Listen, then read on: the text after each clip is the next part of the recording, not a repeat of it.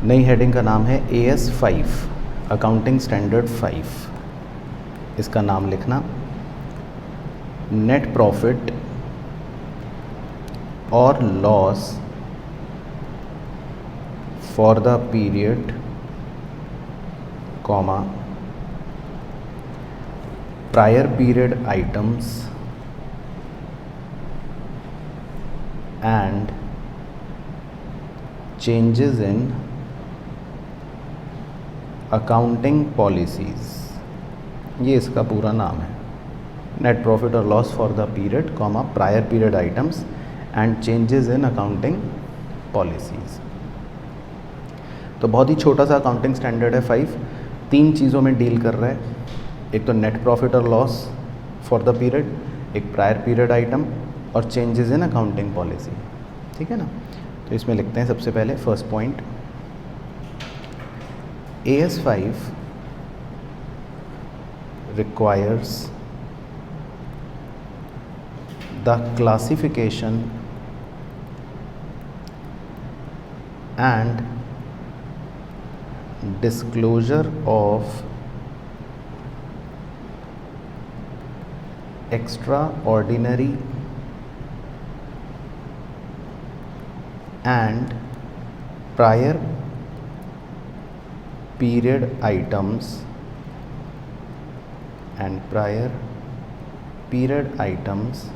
comma and the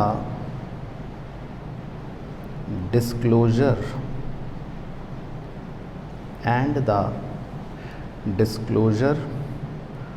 of certain items within profit or loss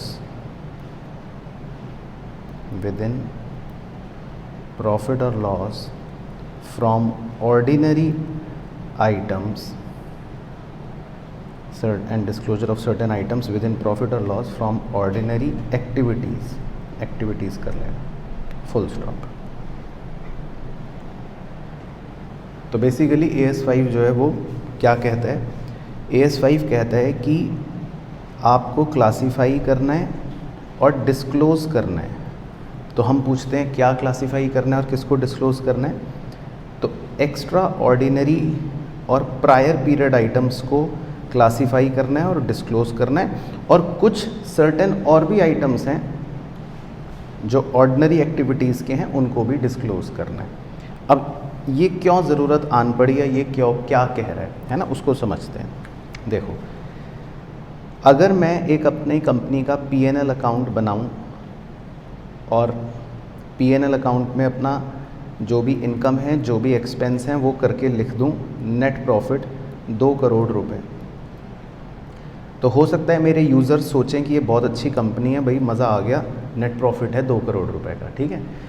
अब AS5 ने लेकिन user के इन्वेस्टमेंट के डिसीजन को और अच्छा करने के लिए ये कंप्लायंस बनाया कि अगर भाई आपका प्रॉफिट है 2 करोड़ रुपए, तो इसमें हो सकता है कुछ एक्स्ट्रा ऑर्डिनरी आइटम्स हों। लॉटरी इनकम थी 3 करोड़ की, है ना।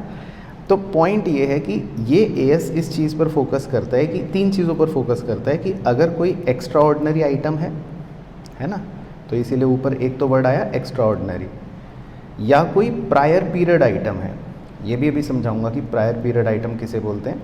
प्रायर पीरियड आइटम मतलब होता है कि पिछले साल कोई एरर हुआ था, जैसे आपने CA फाउंडेशन में एक चैप्टर पढ़ा था ना, रेक्टिफिकेशन ऑफ एरर। कभी कभी कुछ एरर हुआ था पिछले साल, आपको इस साल गलती पता चली, अब पिछले साल आपने एक्सपेंस चार्ज कर लिया था लेट से, इस बार रिवर्स करने के लिए उसको क्रेडिट करा, अब इससे आपका प्रॉफिट बढ़ गया। तो ये बात यूज़र को पता होनी चाहिए ना कि भाई ये तो गलती सही हो रही है, ये कोई वैसा प्रॉफिट नहीं बढ़ रहा है ना। तो इसको बोल सकते हैं हम प्रायर पीरियड आइटम। और इसके अलावा भी कुछ और आइटम ऐसे हो सकते हैं जो हैं तो ऑर्डिनरी एक्टिविटीज़ के, लेकिन मतलब फिर भी यूज़र को वो पता होने चाहिए। तो पॉइंट ये है कि ये AS इसलिए बनाया गया, इसका नाम है नेट प्रॉफिट और loss for the period prior period items. बाकी लास्ट में हम चेंजेस भी पढ़ेंगे इन अकाउंटिंग पॉलिसी, लेकिन शुरुआत में जो है वो ये AS कहता है कि आपको अपने P&L में जो अलग अलग चीज़ें हैं जो यूज़र के डिसीजन को इन्फ्लुएंस कर सकती हैं, वो डिस्क्लोज़ करनी चाहिए, है ना। तो चाहे एक्स्ट्रा ऑर्डिनरी आइटम हो, चाहे प्रायर पीरियड आइटम हो, और कुछ और भी आइटम्स हो सकते हैं, उनको हमें डिस्क्लोज़ करना चाहिए। सेकेंड पॉइंट,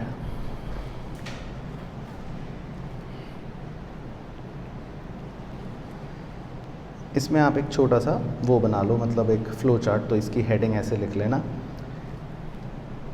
प्रॉफिट और लॉस फॉर द पीरियड,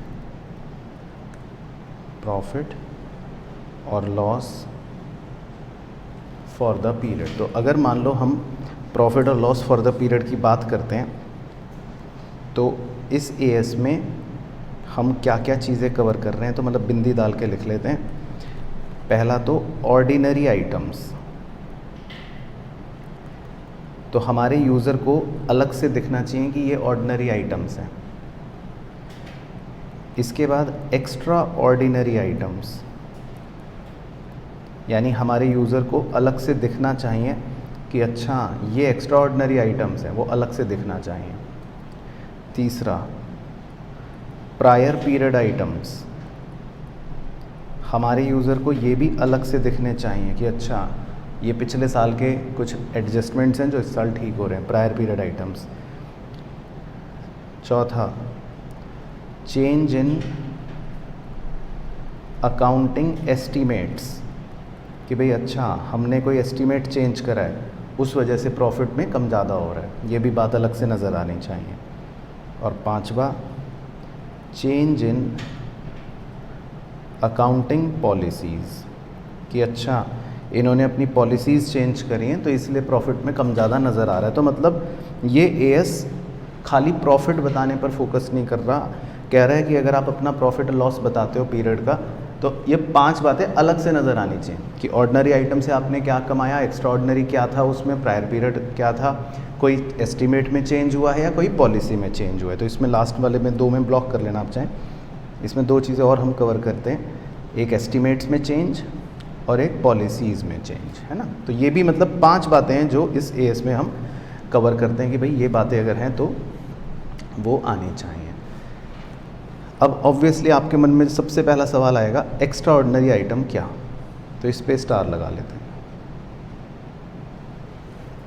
और अगला हेडिंग या अगला स्टार इसी से शुरू होता है, तो अगली हेडिंग का नाम बना लेते हैं एक्स्ट्रा ऑर्डिनरी आइटम्स, क्योंकि ऑर्डिनरी तो ऑर्डिनरी है ही, लेकिन हमें तो ये समझना है कि एक्स्ट्रा ऑर्डिनरी आइटम्स मतलब किसे कह रहा है या ये क्या है।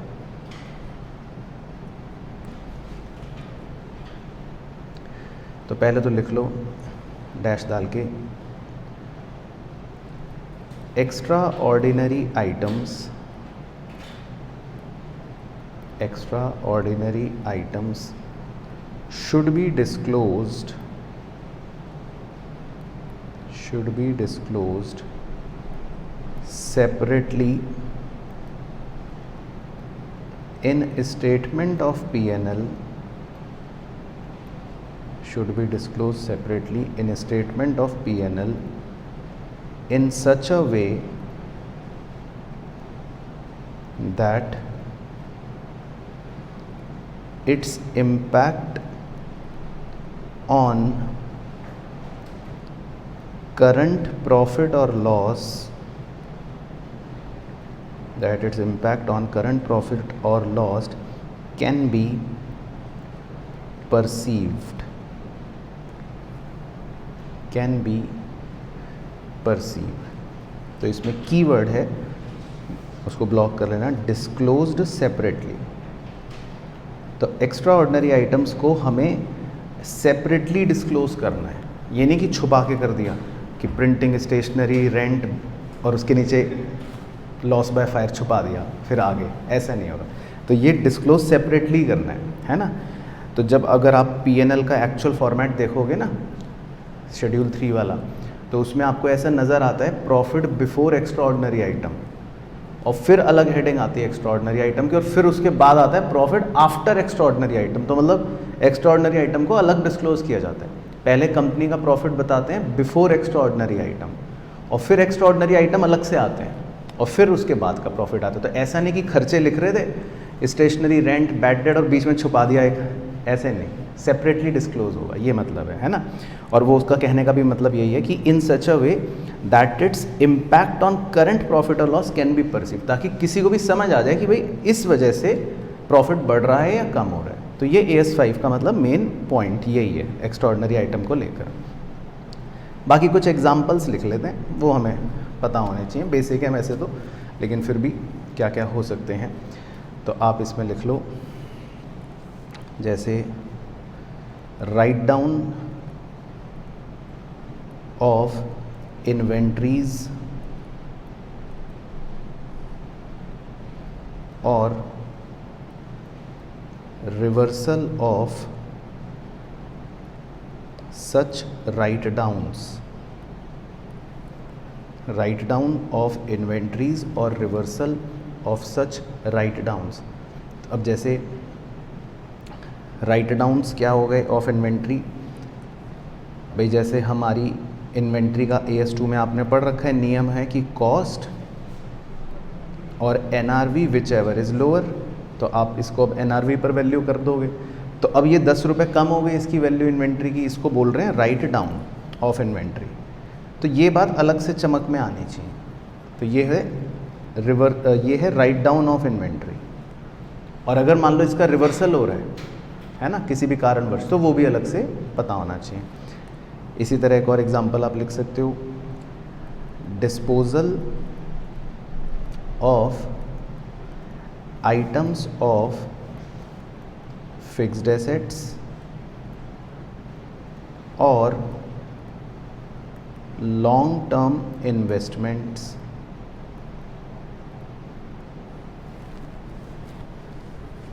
Disposal of items of fixed assets और लॉन्ग टर्म इन्वेस्टमेंट्स। अब जैसे हम कोई फिक्स्ड एसेट या अपनी लॉन्ग टर्म इन्वेस्टमेंट को बेच रहे हैं, तो ये भी बात हमें अलग से डिस्क्लोज करनी चाहिए। इसी तरह और एग्जांपल लिख सकते हैं, लिटिगेशन सेटलमेंट्स, लिटिगेशन सेटलमेंट्स। तो लिटिगेशन सेटलमेंट्स मतलब समझ गए कि भाई कोई कानूनन सेटलमेंट, कोर्ट केस वगैरह आपने सेटल करा, उसकी कोई पेमेंट करी, वो भी सेपरेटली डिस्क्लोज करना चाहिए। और एक एग्जांपल लिख लो, legislative changes having retrospective application, having retrospective application। अब ये क्या है, legislative changes having retrospective application. कई बार कानून में कुछ चेंज हो जाता है और कानून कहता है कि ये चेंज एप्लीकेबल होगा फ्रॉम 1 अप्रैल 2018, मतलब आपको रेट्रोस्पेक्टिवली चेंज करना पड़ता है। अब उसका प्रभाव आपके P&L पे पड़ जाएगा कुछ ना कुछ कम ज़्यादा। तो अगर मतलब ऐसा कुछ हो रहा है कि कानून के परिवर्तन की वजह से और रेट्रोस्पेक्टिव चेंज की वजह से कुछ भी प्रॉफिट में कम ज़्यादा हो रहा है, तो अलग से डिस्क्लोज करना पड़ेगा, है ना। या और लिख सकते हो आप, अर्थक्वेक इफेक्ट्स,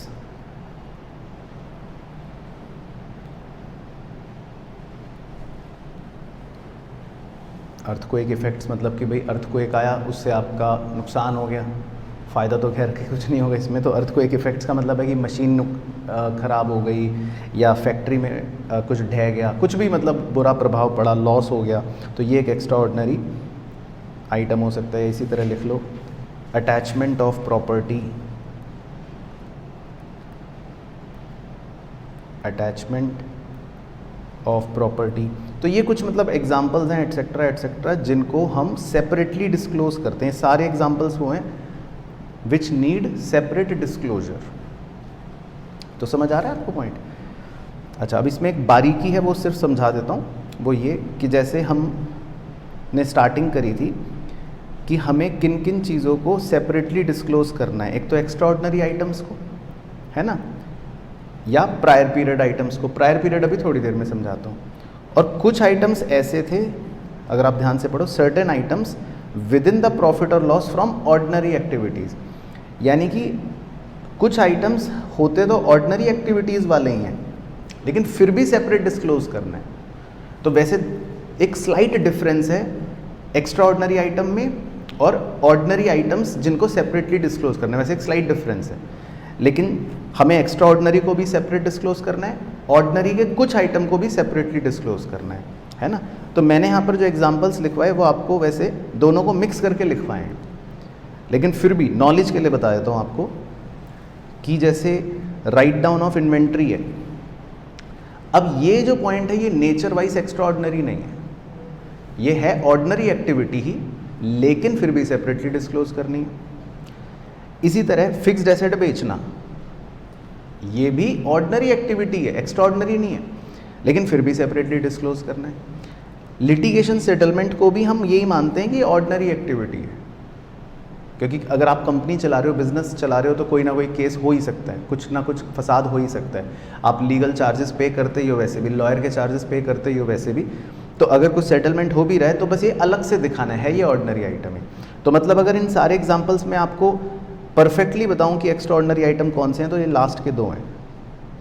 अगर मतलब स्पेसिफिकली पूछा जाए या लिखा जाए तो अर्थक्वेक इफेक्ट्स या आपकी प्रॉपर्टी अटैच कर ली गई, मतलब कि कुछ कानूनन पचड़ा हुआ और आपकी प्रॉपर्टी को जब्त कर लिया गया, इन्हें हम टेक्निकली एक्स्ट्रा ऑर्डिनरी ही कहते हैं। ये तो हैं ही एक्स्ट्रा ऑर्डिनरी, तो इनको तो सेपरेटली डिस्क्लोज करना ही है।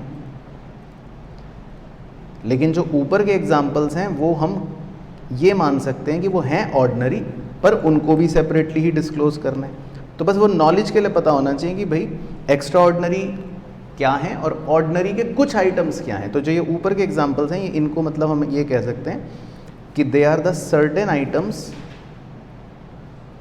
ऑफ ऑर्डिनरी एक्टिविटीज़, लेकिन इन्हें भी हमें सेपरेटली ही डिस्क्लोज करना है।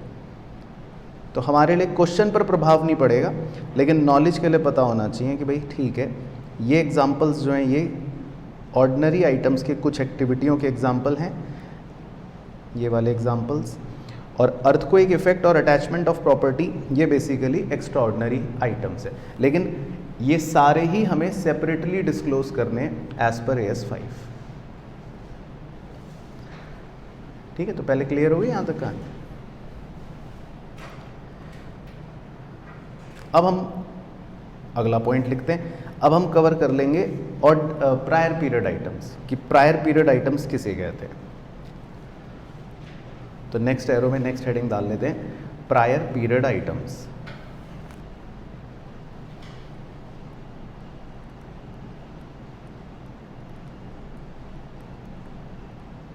इसको अंडरलाइन कर लेना,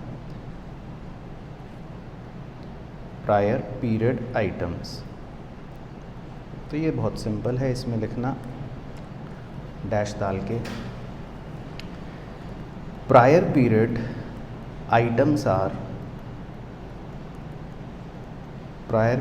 आइटम्स आर इनकम और expenses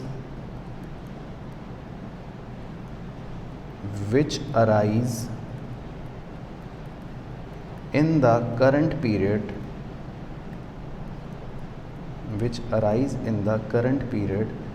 as a result of errors or omissions in the preparation of financial statements of one or more prior periods.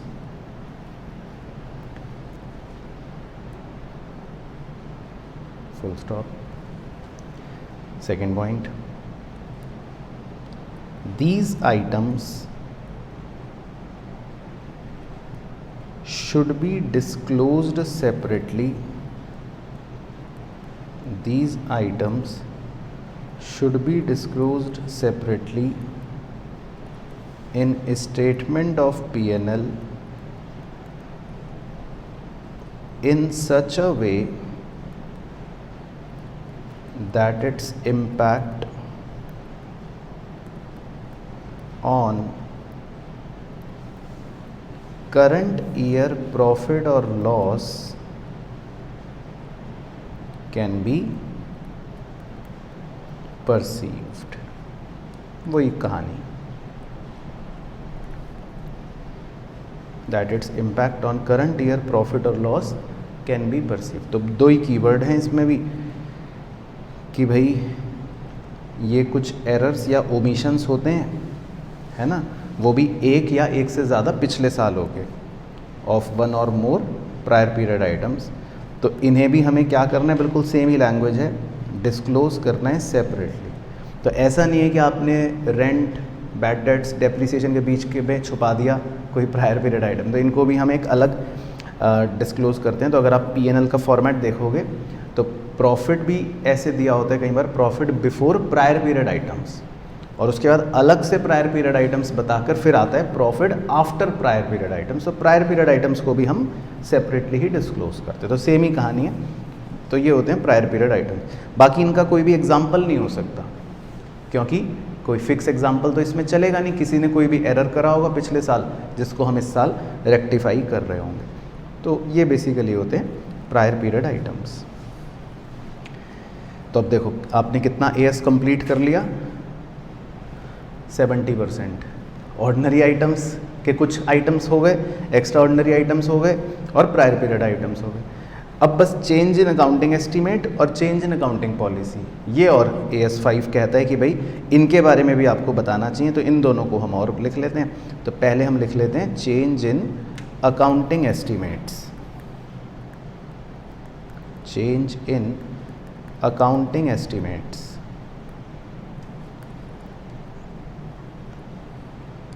यानी कि आपने कोई अनुमान अपना बदल लिया, चेंज इन अकाउंटिंग एस्टीमेट्स। तो इसमें लिखना है accounting estimates are approximations, accounting estimates are approximations that may need revision, that may need revision as additional information becomes known, as additional information becomes known, full stop। For example, इसका कोई best example दो estimate change होने का। Change in estimated useful life of asset. तो इसको आप underline कर लो, ये एक एस्टीमेट चेंज होने का एग्जाम्पल है, change in estimated useful life of asset, है ना। बहुत ही सिंपल सी बात है। मान लो आपने कोई 10 लाख का एसेट खरीदा और आप इसकी लाइफ एस्टिमेट ही करते हो शुरू में, वो तो पता नहीं होती। तो मान लेते हैं आपने लाइफ एस्टिमेट कर ली 5 साल, तो उस हिसाब से आप हर साल अब कितना डेप्रिसिएशन चार्ज कर लोगे, 2 लाख। तो आपने 2 लाख रुपए डेप्रिसिएशन चार्ज कर लिया, फिर दूसरे साल फिर 2 लाख रुपए डेप्रिसिएशन चार्ज कर लिया। अब 2 साल के बाद जब आप यहाँ खड़े थे और अब इस मशीन की बुक वैल्यू 6 लाख बची थी, तो अब आपको एस्टीमेट चेंज हो गया। अब किसी ने आपको बता दिया कि ये तुमने जो मशीन खरीदी है ना, ये इसमें ये गड़बड़ हो गई, जैसे कुछ भी आपको नई इन्फॉर्मेशन पता चली। तो अब now you have change your estimate. अब आपको लगता है कि अब इसकी रिमेनिंग लाइफ ओनली 2 साल ही बची है। तो आपने अपना एक एस्टीमेट चेंज कर लिया कि भाई जो यूज़फुल लाइफ है, remaining useful life is only 2 years, मतलब फ्रॉम नाउ। तो आपका एस्टीमेट चेंज हो गया। पहले आप 5 सोच रहे, मतलब टोटल 5 सोच रहे थे, अब टोटल 4 रह गई। तो अब ऑब्वियसली इसका प्रभाव क्या पड़ेगा, अब आप कितना डेप्थ चार्ज करोगे, 3 लाख, और फिर उसके अगले साल भी 3 लाख। तो ये बेस्ट एग्जांपल है आपको ये समझाने के लिए कि भाई देखो इस तरह से कभी कभी अकाउंटिंग एस्टीमेट चेंज हो जाता है। तो बस ये एएस में यही कह रहा है कि भाई चेंज हो जाता है तो होना भी चाहिए। वो यही कह रहा है कि accounting estimates are approximation that may need revision. तो ये रिवाइज हर साल रिवाइज होते हैं। तो अगर कोई चेंज हो जाए तो हो सकता है, जैसे हम यूज़फुल लाइफ जो है एसेट की उसको चेंज करते हैं, और जब चेंज करते हैं तो हमारी अकाउंटिंग भी चेंज हो जाती है। इसी तरह मतलब इसके नीचे फिर लिख लेना, the effect of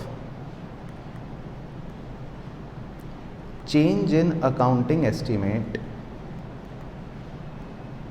the effect of change in accounting estimate should be included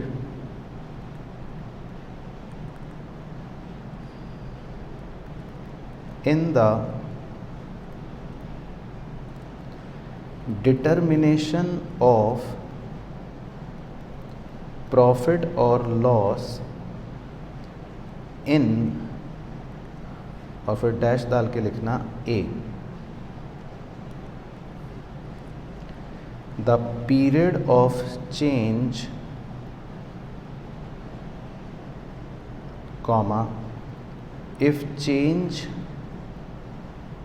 affects the period only, और B, the period of change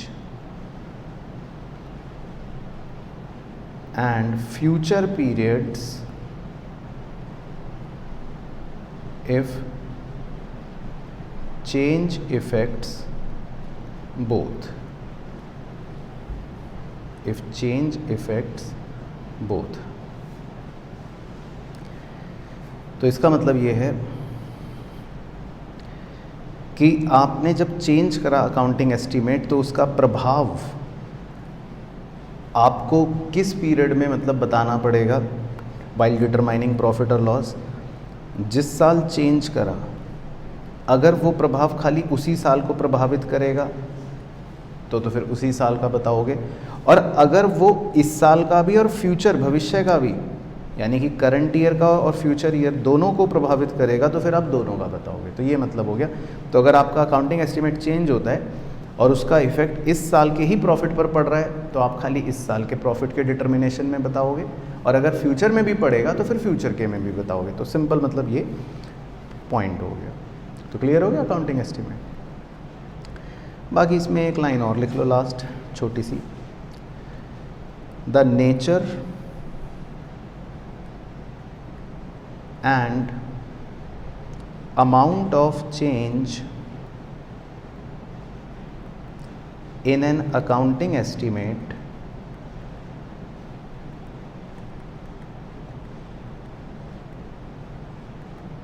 which has a material effect in the current period, which has a material effect in the current period, comma, or which is expected to have material effect in subsequent periods, comma, should be disclosed। should be disclosed को highlight कर लेना। तो वही ऊपर वाली ही बात है कि भाई आपको एक तो नेचर कि मतलब किस तरह का आपने अकाउंटिंग एस्टीमेट में चेंज करा है, और अमाउंट क्या चेंज करा है, भाई कितने रुपए चेंज हो गए। तो नेचर और अमाउंट जिसका मटेरियल प्रभाव पड़ने वाला है इस साल के प्रॉफिट पर और अगले साल के प्रॉफिटों पर भी, वो डिस्क्लोज करना है सेपरेटली। और बाकी ब्रैकेट में भी लिख लो, if it is not practical to quantify the amount, और मान लो आपको अमाउंट क्वांटिफाई करना प्रैक्टिकल नहीं है, आपको नहीं समझ आ रहा कि प्रॉफिट पर कितना अमाउंट मतलब प्रभावित हो रहा है, तो क्या करना पड़ेगा? हाँ, तो फिर ये फैक्ट भी डिस्क्लोज करना पड़ेगा कि भाई मेरे को समझ नहीं आ रहा कि कितने रुपए हो रहा है इफेक्ट, लेकिन चेंज हुई है पॉलिसी, तो ये फैक्ट डिस्क्लोज करना पड़ेगा। तो if it is not practical to quantify the amount, comma, this fact should be disclosed. तो ये बात भी यूज़र को बतानी पड़ेगी कि भाई आपसे क्वांटिफाई नहीं हो पा रहा है, this fact should be disclosed. तो मतलब ये वैसे एएस जो है वो डिस्क्लोजर बेस्ड एएस ही है, इसमें कोई प्रैक्टिकल एप्लीकेबिलिटी नहीं है, कोई कैलकुलेशन नहीं है। तो ये एक पॉइंट था, चेंज इन अकाउंटिंग एस्टिमेट्स। और इसी तरह बस लास्ट पॉइंट है, लास्ट का नाम है चेंज इन अकाउंटिंग पॉलिसीज। ये सेम पॉइंट AS1 में आता है, चेंज इन अकाउंटिंग पॉलिसीज, यानी कि अब आप अपनी अकाउंटिंग पॉलिसी में परिवर्तन कर लेते हो।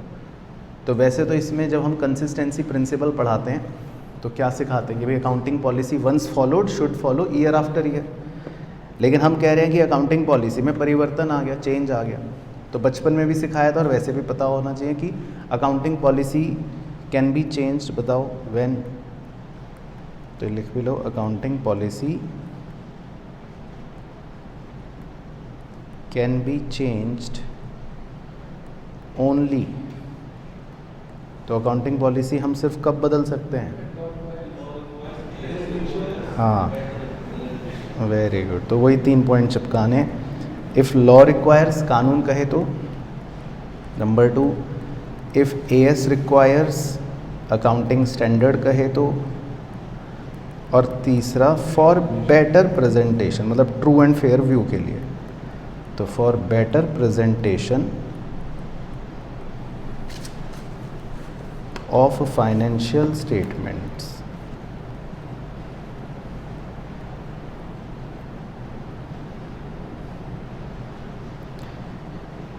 फिर अगला पॉइंट भी लिख लो इसी में, whenever any accounting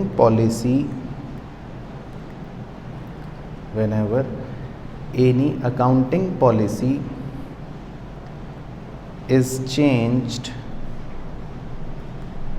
then following disclosures need to be made.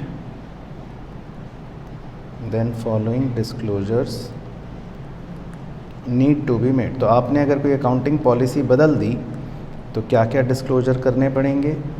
पहला, न्यू पॉलिसी क्या है वो बतानी पड़ेगी। दूसरा, ओल्ड पॉलिसी क्या थी वो बताना पड़ेगा। तीसरा, रीज़न क्या था फॉर चेंज वो डिस्क्लोज करना पड़ेगा। और चौथा, इम्पैक्ट ऑफ सच चेंज, और उस चेंज का क्या प्रभाव पड़ेगा वो बताना पड़ेगा। और इम्पैक्ट ऑफ चेंज बिल्कुल ऊपर वाले चेंज इन एस्टीमेट की तरह ही है, यानी ये वाले पॉइंट की तरह, कि आपको क्या प्रभाव पड़ेगा ये बताना पड़ेगा। और अगर आपसे वो निकल नहीं रहा, क्वांटिफाई नहीं हो रहा, तो फिर वो फैक्ट बताना पड़ेगा कि मेरे से क्वांटिफाई नहीं हो पा रहा, तो ये बताना पड़ेगा। तो मतलब आपको ये बातें बतानी पड़ेंगी, नई पॉलिसी क्या है, पुरानी पॉलिसी क्या है, क्यों बदल रहे हो, और बदलने का प्रभाव क्या पड़ेगा। तो ये चारों चीज़ें हमें डिस्क्लोज करनी पड़ेंगी। और एक आखिरी पॉइंट और है इसमें स्टार डाल के, वो भी इम्पॉर्टेंट है क्योंकि वो भी हमारे AS में दे रखा है कि the following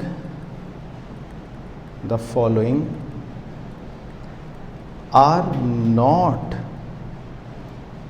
changes in accounting policies. तो ये ध्यान रखना है, इस पर क्वेश्चन, थ्योरी क्वेश्चन पूछ लेता है। मतलब हमारे AS में प्रॉपरली 2 पॉइंट्स मेंशन करके बताए हैं लैंग्वेज के अंदर कि भाई इन्हें पॉलिसी का चेंज नहीं माना जाएगा। तो किन्हें नहीं माना जाएगा वो क्या बता रहा है, किन्हें नहीं माना जाएगा। तो पहला लिखते हैं किसको नहीं मानना है। तो फर्स्ट है the adoption of an accounting policy, the adoption of an accounting policy for events or transactions that differ in substance from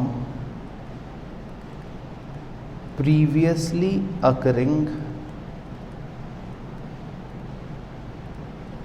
events or transactions, bracket में लिख लो example, introduction of formal retirement gratuity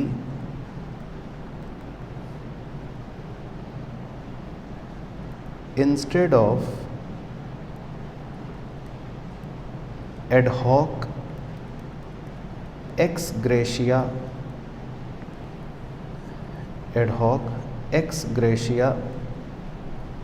retirement payment. बहुत ही सुंदर example है और बहुत ही सुंदर पॉइंट है, तो ये समझ लेते हैं। ठीक है, ये एग्जाम्पल आप हाईलाइट कर लेना, एग्ज़ाम का क्वेश्चन है ये, पूरी स्टोरी बनकर आती है इस पर, मतलब बॉलीवुड की मूवियाँ फेल हो जाएं, इसकी क्या स्टोरी बनकर आती है। पहले मैं एग्जाम्पल से ही समझा देता हूँ, फिर आप समझ जाओगे ऊपर की अंग्रेज़ी। अब देखो क्या होता है कि भाई किसी भी कंपनी में पहले क्या होता था, पहले बताता हूँ। पहले ये होता था कि मान लो कोई एम्प्लॉई हमारा नौकरी छोड़ के गया, इसने 20 साल काम करा था और ये कह रहा है मैं अब छोड़ के जा रहा हूँ, तो कंपनी का अगर मन है कि भैया चलो अच्छा एम्प्लॉय था, कंपनी का अपना मन है, तो वो अपने मन से उसको जितना मर्जी चाहे वो पैसा दे देती थी। लेट से कंपनी का मन है चलो इसको 25 लाख दे दो, तो कंपनी ने कोई नियम नहीं बना रखे थे, लेकिन कंपनी ने सोचा चलो ये एम्प्लॉय छोड़ के जा रहा है, बड़ा अच्छा एम्प्लॉय, इसको 25 लाख दे दो। कोई और छोड़ के गया, उसको 2 लाख दिए खाली। तो जब कंपनी का मतलब कोई पॉलिसी नहीं है, तो इस तरह के को कहते हैं ad hoc. Ad hoc word का मतलब पता है ना आपको? एड हॉक, एड हॉक का मतलब होता है जिसका कोई स्पेशलाइज नियम नहीं है, जनरलाइज नहीं है। एड हॉक मतलब कुछ भी, है ना। तो एड हॉक एक्स ग्रेशिया, मतलब एक्स ग्रेशिया मतलब ये एक लैटिन वर्ड है बेसिकली कि कॉम्पनसेट करने के लिए या एम्प्लॉय के लिए। रिटायरमेंट पेमेंट, तो मतलब ये ad hoc ex gratia retirement payment हो गई, ये 25 लाख रुपए एक एम्प्लॉय को दिए जो नौकरी छोड़ के चला गया। लेकिन अब इस साल से कंपनी ने कहा कि नहीं नहीं नहीं, अब हम क्या करेंगे। अब इस साल से कंपनी ने कहा कि भाई अब हम अपनी रिटायरमेंट पॉलिसी चेंज कर लेते हैं। अब कोई भी रिटायर होगा ना, तो कंपनी बाकायदा उसको सभी को 10 लाख रुपए देगी ही देगी, चाहे कोई भी रिटायर हो। तो मोनू हो, सोनू हो, रोनू हो, कोई भी रिटायर होगा, सबको 10 लाख पॉलिसी है फिक्स की, ये मिलेगा। तो ये हो गया फॉर्मल रिटायरमेंट ग्रेचुइटी। ये क्या हो गया? Introduction of formal retirement gratuity की बाकायदा एक नियम के तहत हर एम्प्लॉय की केक कटिंग के साथ विदाई होगी, 10 लाख रुपए का चेक मिलेगा और वो जाएगा ग्रेचुइटी लेकर। तो अब कंपनी पहले एडहॉक तरीके से काम करती थी और अब फॉर्मल पॉलिसी बनाकर काम कर रही है। तो इसे अकाउंटिंग पॉलिसी में चेंज माना जाए, ये है क्वेश्चन। मतलब ये क्वेश्चन पूरा ऐसे ही बन के आता है, तो इसका आंसर है नहीं।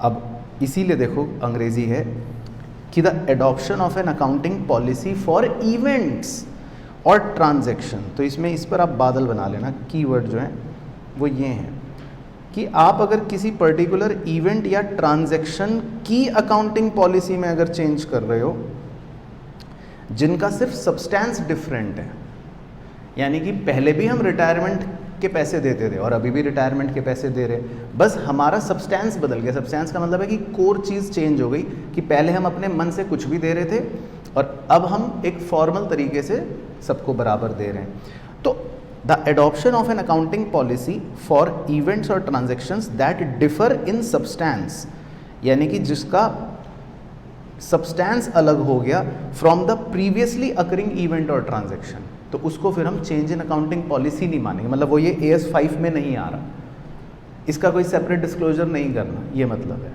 है ना।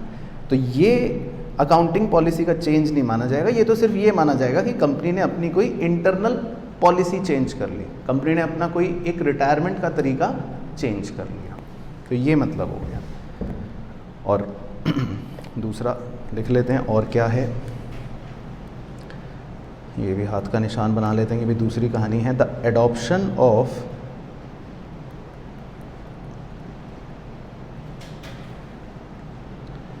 New accounting policy for events or transactions which did not occur previously,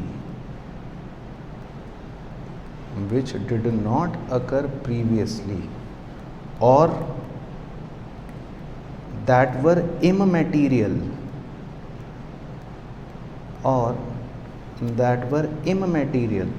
तो इसको भी हम चेंज इन अकाउंटिंग पॉलिसी नहीं मानेंगे। अब ये क्या मतलब है? इसका मतलब है कि भाई देखो, जैसे पहले हमारी पॉलिसी थी कि मान लो कोई एम्प्लॉय हमें छोड़ के जा रहा है तो हम उसको एक केक नहीं देते थे, केक नहीं कटिंग करते थे। एम्प्लॉय छोड़ के गया, केक नहीं कट करा, एम्प्लॉय छोड़ के गया, केक नहीं कट करा। अब पहले इसका मतलब कोई पॉलिसी होती ही नहीं थी। अब इस साल से हमने एक नई पॉलिसी बनाई है, इसका मतलब है एडॉप्शन ऑफ न्यू, कि आप कुछ अब नया कर रहे हो। तो अब आपने कुछ नया करा कि भाई अब कोई एम्प्लॉय हमें छोड़ के जाएगा तो हम चलो कुछ ऐसा करेंगे, लेट से कुछ भी करेंगे, केक कटिंग करेंगे। तो अब तो ये आपने एक नया काम शुरू करा है, तो नए को चेंज नहीं कहते। चेंज का मतलब क्या होता है? परिवर्तन, कि पहले आप कुछ कर रहे थे और अब कुछ कर रहे हो। तो चेंज मतलब होता है आपकी पॉलिसी में परिवर्तन होना। लेकिन यहाँ पर परिवर्तन नहीं हो रहा, पहले तो आप कुछ करते ही नहीं थे। मतलब एक बच्चा कह रहा है कि पहले मैं पढ़ाई करता था तो 5 नंबर आते थे और अब मैं पढ़ाई कर रहा हूँ तो 8 नंबर आ रहे हैं, तो इसको चेंज कहेंगे। लेकिन अगर बच्चा कह रहा है मैं तो पहले पढ़ता ही नहीं था, अब मैं पढ़ने लगा, तो ये चेंज नहीं कहेंगे। मतलब इस संदर्भ में ये बेसिकली कि आपने एक न्यू एडॉप्शन करा है। तो अगर आप कोई नई पॉलिसी अडॉप्ट कर रहे हो ना, तो वो चेंज नहीं है, वो तो एक आपने नई चीज़ शुरू कर दी है, तो दैट इज़ नॉट चेंज, ये समझा रहा है। तो क्लियर हो गया पॉइंट? बस, तो ये बेसिकली मतलब आपका पूरा एएस है, तो इसको आप क्लोज कर सकते हो। तो इसके कुछ छोटे से क्वेश्चंस हैं, वो और देख लेते हैं पहले। चलो, तो यहाँ से देखते हैं इसके कुछ क्वेश्चंस। अब इसमें आपको अच्छे एग्जाम्पल्स भी कवर हो जाएंगे। Fuel surcharge is billed by the state electricity board at provisional rates. Final bill for fuel surcharge of 5.30 lakh for the period October 2001 to September 2007 has been received and paid in February 2008. However, the same was accounted in the year 2008-9. Comment on the accounting treatment done in the said case. तो अब देखो इसमें क्या है कहानी। Fuel surcharge is billed by state electricity board at provisional rates, मतलब कि state electricity board ने कुछ फ्यूल सरचार्ज की कैलकुलेशन करी होगी और जो फाइनल बिल निकला वो निकला 5,30,000 का फॉर द पीरियड अक्टूबर 2001 से सितंबर 2007। तो इसका मतलब हो सकता है ये financial year October to September follow करते हो। तो मतलब मान लेते इतने बड़े पीरियड का इन्होंने ये बिल निकाल लिया। अब ये बिल लिखा है has been received and paid in February 2008, यानी कि ये इस फाइनेंशियल ईयर के अंदर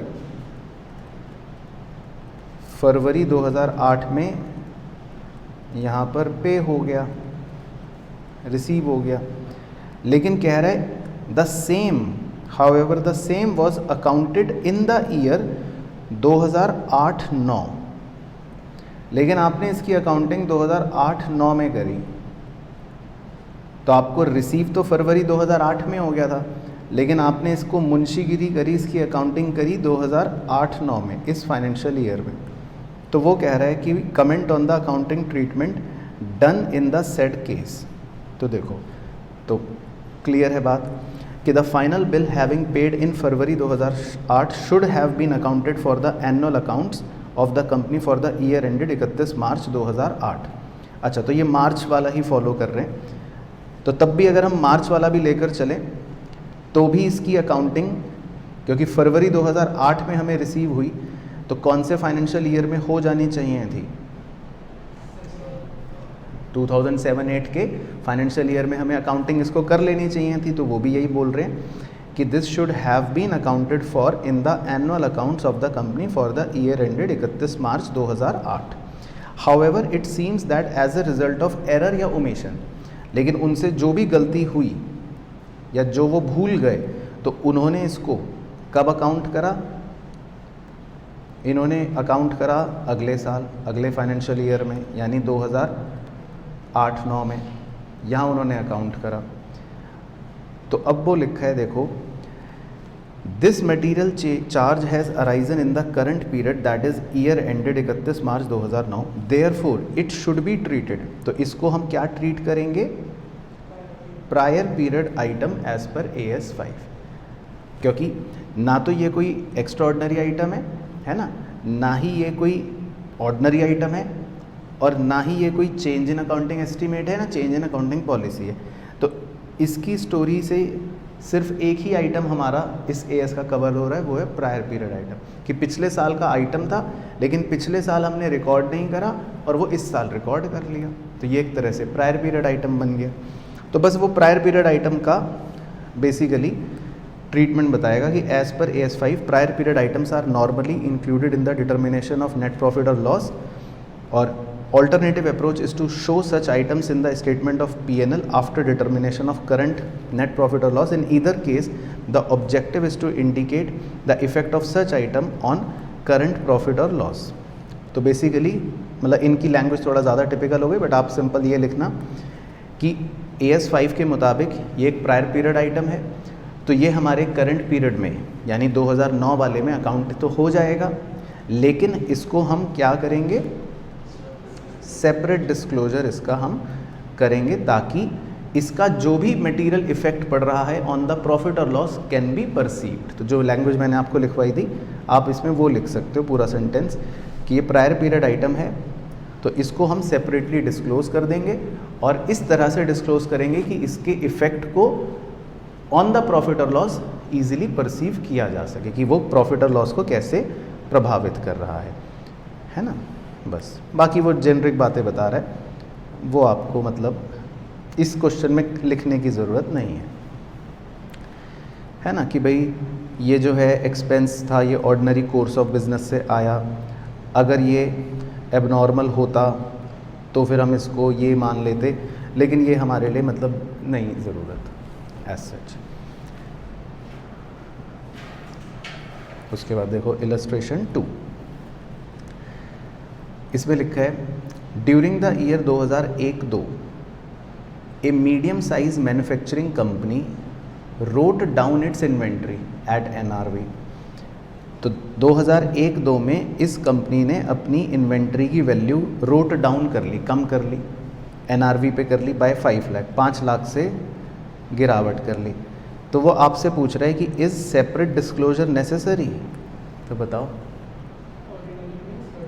हाँ वेरी गुड, कि ऑर्डिनरी आइटम तो है या ऑर्डिनरी एक्टिविटी तो है, लेकिन ऑर्डिनरी एक्टिविटियों में भी AS 5 ये कहता है कि there are certain items which need separate disclosure, और वो डिस्क्लोजर ऐसा हो जिसका इफेक्ट ऑन द प्रॉफिट और लॉस कैन बी परसीव। वो अंग्रेजी आपको कॉन्स्टेंटली सेम चिपकानी है। तो ये बिल्कुल सही पहचाना आपने, ये ऑर्डिनरी आइटम का एक्टिविटी का वही सर्टेन आइटम है जिसे अलग से डिस्क्लोज हमें करना चाहिए। और second, a company signed an agreement with employ union on 1 September 2002। Company ने अपने एम्प्लॉय यूनियन के साथ एक एग्रीमेंट साइन करा ऑफ रिवीजन ऑफ वेजेस, कि भाई आपकी दिहाड़ी जो है वो हम रिवाइज कर देंगे विद रेट्रोस्पेक्टिव इफेक्ट फ्रॉम 30 सितंबर 2001। मतलब पिछले साल से इसको हम इफेक्ट दे देंगे और आपकी वेजेस को बढ़ा देंगे। This would cost the company an additional liability of 5 lakh per month per annum. इससे कंपनी का 5 लाख का एक खर्चा एक्स्ट्रा और आ गया। तो क्या ये डिस्क्लोजर नेसेसरी है जो हम 2002-03 में, मतलब इस साल जो हम ये एक्स्ट्रा देंगे उसका डिस्क्लोजर करना ज़रूरी है? ज़रूरी है। ये भी वही कहानी है, क्योंकि ये भी हमने एग्जाम्पल में लिखा था कि अगर कोई भी आप कानूनन चेंज करते हो या वैसे भी कोई चेंज करते हो जिसका प्रभाव रेट्रोस्पेक्टिवली चल रहा होता है, तो हमें उसका सेपरेट डिस्क्लोजर तो करना ही पड़ेगा। और इस तरह से करना पड़ेगा कि उसका क्या प्रभाव पड़ रहा है ऑन द प्रॉफिट और लॉस कैन बी परसीव्ड, है ना। तो देखो बस मैं आपको वो बता देता हूँ मेन चीज़ क्या है। When the item of income and expense within the profit or loss from ordinary activities are of such size, nature, incidence that their disclosure is relevant to explain the performance of the enterprise, the nature and amount of such items should be disclosed separately. तो मतलब ये वही बात लिख रखी है कि even तो ये ऑर्डिनरी आइटम्स या ऑर्डिनरी एक्टिविटीज़ के अंदर का आइटम है, पर फिर भी इनका डिस्क्लोजर ज़रूरी होता है। तो पहला केस बिल्कुल सही है। तो AS5 कहता है कि राइट डाउन ऑफ इन्वेंट्रीज हो या उनका रिवर्सल हो, वो हमें डिस्क्लोज करना पड़ेगा। और इसी तरह बी पार्ट में भी कि भाई जो एडिशनल वेजेस हमने दी इस साल की, चाहे 5 लाख रुपए, वो एडिशनल वेजेस आपको इस साल की वेजेस में शो करनी पड़ेंगी। और ये वैसे तो एक्स्ट्रा ऑर्डिनरी आइटम नहीं है, देखो लिखा है such an expense does not qualify as an extraordinary item, लेकिन फिर भी AS5 क्या कहता है, वही सेम लैंग्वेज आ गई कि चाहे ये ऑर्डिनरी एक्टिविटीज़ ही क्यों ना हो, पर फिर भी कुछ आइटम्स ऐसे होते हैं जिनका आपको सेपरेट डिस्क्लोजर करना पड़ता है। तो समझ आ गया ना कि वो लैंग्वेज किस फ्लो में चल रही है। तो ये दोनों ही आइटम्स जो थे ये एक्स्ट्रा ऑर्डिनरी नहीं है, लेकिन ये ऐसे ऑर्डिनरी एक्टिविटी के स्पेशल आइटम्स हैं जिनको सेपरेटली डिस्क्लोज करना पड़ेगा। ठीक है ना। इसी तरह इलस्ट्रेशन 3 देख लो,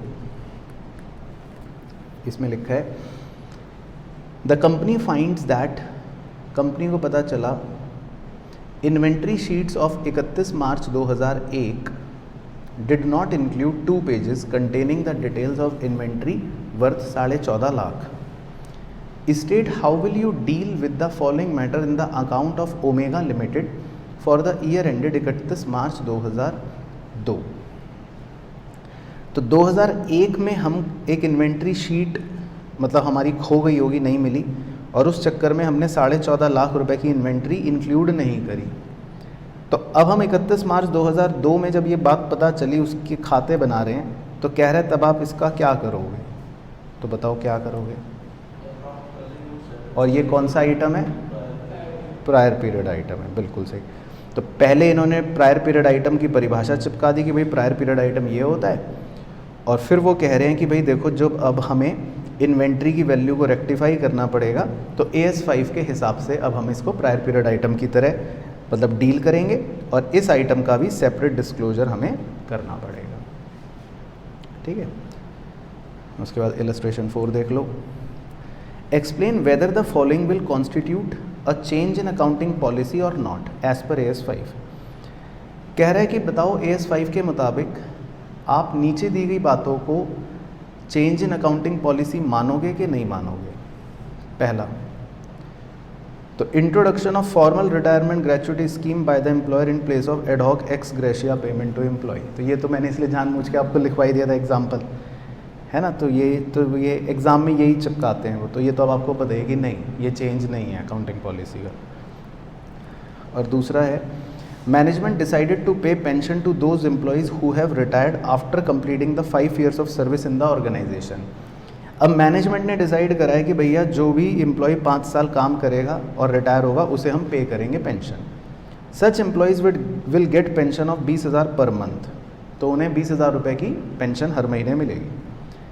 earlier there was no such scheme of pension in the organisation. ये भी नहीं है, क्योंकि ये पॉइंट है एडॉप्शन ऑफ न्यू पॉलिसी का। बिल्कुल सही। तो ये ऐसे क्वेश्चन आ जाता है 5 नंबर का एग्ज़ाम में। तो इसमें आपको पूरी वही अंग्रेज़ी चिपकानी है कि अकॉर्डिंग टू AS5 ये वो हम 2 चीज़ों को, देखो लिखा है change in accounting policy consider नहीं करते, और वो बिल्कुल वही 2 चीज़ें हो गई जो हमने पढ़ी, है ना। तो इस पर ऐसे डायरेक्ट क्वेश्चन ही पूछ लेते हैं। तो क्लियर हो गया अच्छे से। तो ये बेसिकली मतलब AS5 की पूरी कहानी थी।